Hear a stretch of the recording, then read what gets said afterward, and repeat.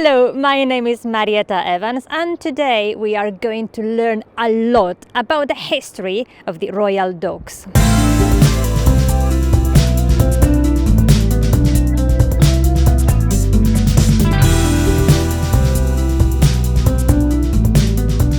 What were the Royal Docks? The Royal Docks were the moonshot of their day. You look around here, this was the cutting edge technology of the mid-Victorian era. It was the first docks where steamships could be loaded and unloaded. It was the first docks to be built by steam excavators. It was the first dock to be connected by telephone and telegraph. It was the first with the railway connecting to it. It was the largest civil engineering project in Britain. What wasn't the docks? It was the largest, it was the biggest, it was the busiest, and the most important dock in the world. If we could travel back in time, what would we see? Describe the atmosphere, describe the place for me when the Royal Docks were fully in operation. I think the first thing that would have struck you would be the noise. Just incredible noise of ships' cranes, men shouting, ships arriving and leaving, tugboats moving up and down in the river. Then the smell would have hit you. All these things being unloaded all at once. Rum from the Caribbean, meat from Australia and New Zealand, bushels of wheat coming out of ships from Canada. I think the smell would have been quite overpowering. You've got to imagine these docks. Every berth virtually had a ship there. Every berth was full, and every berth was busy with cranes, dockers with hooks, and all looking the same, all wearing caps. There was literally hundreds and hundreds of people.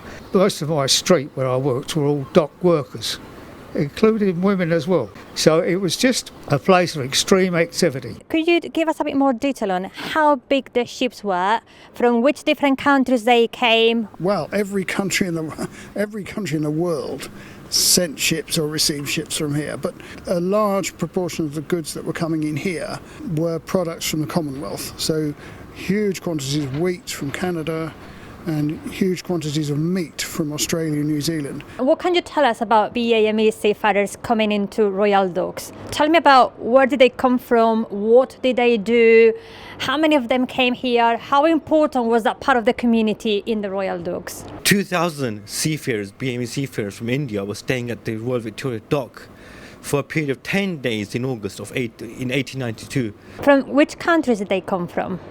They came from mainly India, as far as China, as well as Malaysia, Aden, Yemen, Egypt as well. So it was quite a diverse range of people that came.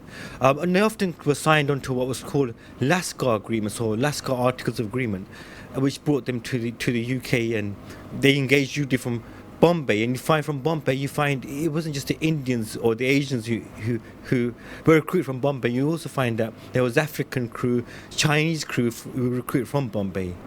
Which jobs did they do? It was predominantly working in the engine rooms, the nasty jobs, should I say, or the hard labour jobs that no one wanted to do. It sort of suited them, I guess, because they were described as working better in the engine room department, and they could withstand the huge temperatures and heat. And of course, we're talking about how big the ships were, but also how big the warehouses were. Both sides of these docks were lined with the most enormous warehouses. Everything was moved by hand before the era of forklift trucks and those kind of things. So everything was moved in and out of those docks and onto the rail tracks by hand. These loads were manually handled with sack barrows and hooks and all of that. So the work was extremely hard. Let's not forget the women who worked in these docks. All right, there were lots of women who worked in these docks.